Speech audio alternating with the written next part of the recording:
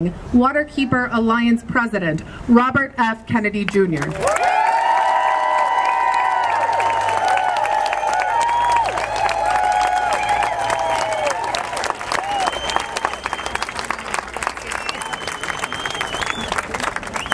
Thank you very much. I'm really happy to be here. I wanted to come out here because we have some unique experience in New York State that I want to share with you in Oregon. And I want to start by saying this. I do not believe that this LNG facility, that either of these, in Coos Bay or the Columbia, will ever be constructed. I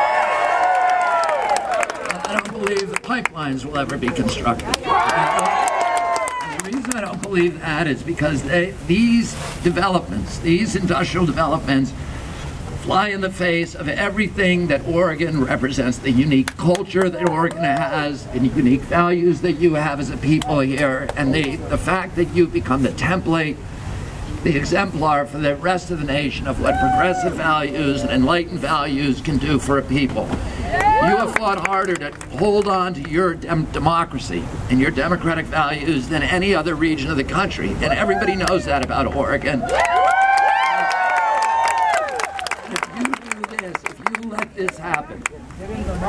If you let this happen, this is an assault not just on the environment, but it's assault on democracy, and it's assault on all of the values and aspirations that the people and the children of Oregon hold dear. This project will transform Oregon into a colonial economy. That's what it's about. Do you want an extraction economy here? An extraction economy where Canadian oil barons sell their gas to Chinese utilities and Chinese government officials. Is that what you want here in Oregon? Do you want to be a highway for that? Because we know what colonial economies do to a people. They create an oligarchy, what we call a corporate kleptocracy, where there's a few very wealthy thieves and corporations at the top, and the rest of it, and makes a few people billionaires by impoverishing a few Canadian oilmen, Calgary oilmen billionaires, by impoverishing the people of Oregon. Is that what you want here in Oregon? No! So I'm going to tell you this, that in 30 years as an environmental advocate, I have recognized a truth, which is wherever you see large-scale environmental destruction like the kind that they're planning in this project, you'll also see the subversion of democracy. You'll see the corruption of public officials. You'll see the capture of the agencies that are supposed to protect the rest of us from pollution. You'll see the destruction of transparency in government. You'll see the subversion of the press in some cases. You will see the destruction of local control and local sovereignty. And you will see the theft of property by large corporate entities who now control the government using political clout to trample our private rights of speech, of assembly, and ultimately to hold private property. And I want to ask you this. At what point in this country did we create the right of eminent domain for private foreign billionaires to take our property away without paying us? Is that something that's part of the American experience? Isn't that why Europeans came to this country, to get away from that in Europe, where big, powerful people could come and take your property away? Well, that's what's happening here. And you know, I look at this and say, well, at least when the government takes your property, they have to show that there's a public benefit. Right. But where is the public benefit here? Well, there's 145 jobs in Coos Bay, and that's a good thing. But it's going to steal jobs from the rest of the state. And the benefit of those permanent jobs is not commensurate with the environmental damage that's going to be suffered by the people of Coos Bay from the destruction of those salmon streams, which is going to happen. We have pipelines all over New York, and guess what? All pipelines leak. That is a law of nature. And when they build them, they're going to destroy that critical habitat, and they're going to damage the environment. But they're also, we know this, They're going to aggravate global warming. This isn't just going to be the biggest power plant and the biggest global warming gas emitter in Oregon. It is going to, if you look at the life cycle of fugitive emissions from extraction and drilling to transportation to production and to liquefaction and degasification and redistribution, the whole life cycle of that product, they are leaking so much gas that it makes them a much greater emitter of greenhouse gas than coal does. And they're not going over, they say, well, we're going to go over to China and we're going to displace coal over in China. Well, there's no guarantee of that. Show us that on paper before you do that. Because I can guarantee you they are not going to displace coal in China. They're just going to add another greenhouse gas. I want to say this, that you ask yourself, I did a editorial a year and a half ago with David Crane, who is the CEO of NRG, which is the biggest energy producer in the United States of America. And David Crane, his company has coal plants, they have gas plants, they have nuke plants, they have oil plants, they have wind, and they have solar. So he's agnostic about what kind of energy he uses. He wants to use the cheapest kind of energy for his shareholders. And what he said in that editorial for the New York Times is that in 30 states in the United States, if he has to spend $100 million on a new power plant, he will put that money into solar. And this was when gas was at a historic low of $2 per 1,000 cubic feet. Why is he doing it? And so, well, he is doing that. And but the gas, and all of the carbon incumbents understand this relationship. And we, the solar and wind energy industry, can now produce electrons and deliver them to the consumer much cheaper than the incumbents, than the carbon cronies, than wind, solar, or nuke. So, I mean, than coal, oil, gas, or nuke.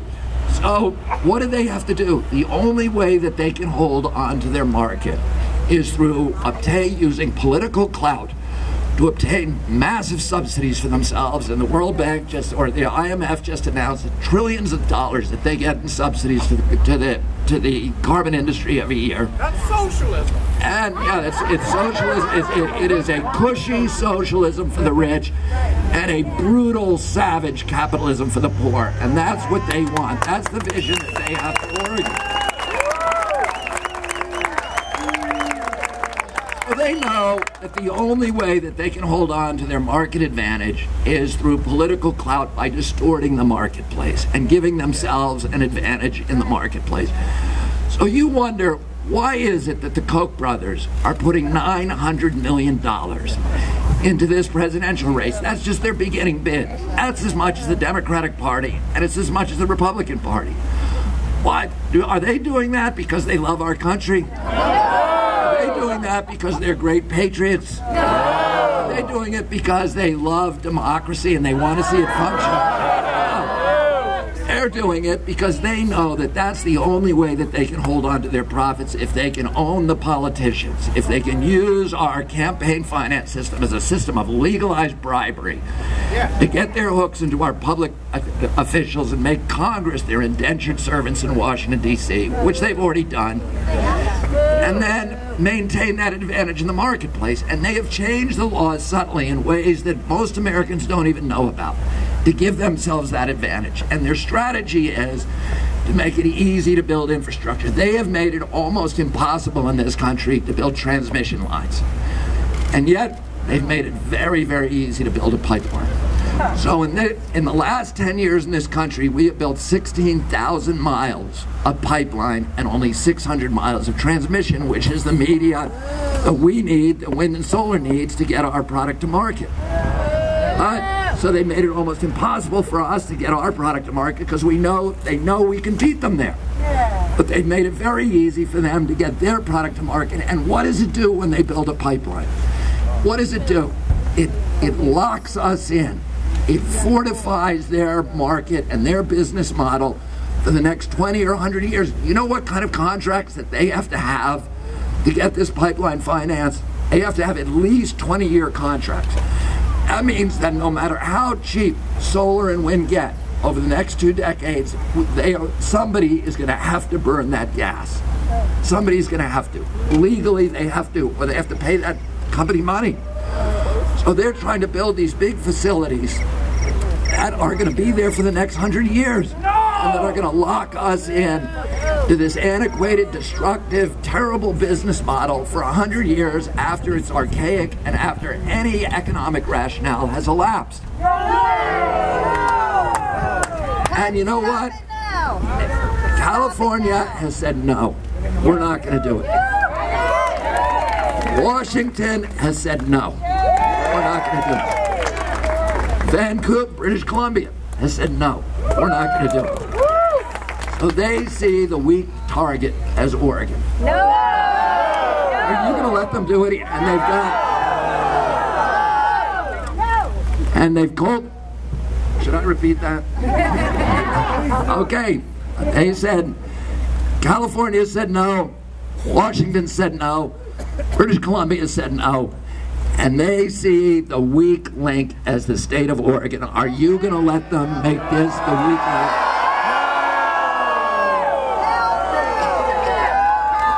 So they're going to try to buy the politicians in the state. They're going to buy the local politicians. They're going to buy the congressional politicians. They're going to buy the senatorial politicians. And they're going to try to buy the legislature and the governor. Well, that's got to be their plan because it makes no economic sense. You know, I'll tell you this. About a year ago, representatives from Dow Chemical, it's somebody we've been suing for many years, and DuPont came to the Waterkeeper Alliance, and they said, we want to finance your battle against LNG. We said no, but we said we like the way you think. Oh, why do they want to finance us to fight LNG? Because the energy costs are one of the highest costs for their factories. They want to build factories in the United States, and methane is the primary feedstock for virtually the entire chemical industry. So they want to build those factories in the United States, and guess what? That's what they did, because we drove the fracking in this country, drove the price of gas, natural gas, down all the way down to $2 per 1,000 cubic feet. Now it's $4.60. Guess what it is in Asia? It's $17.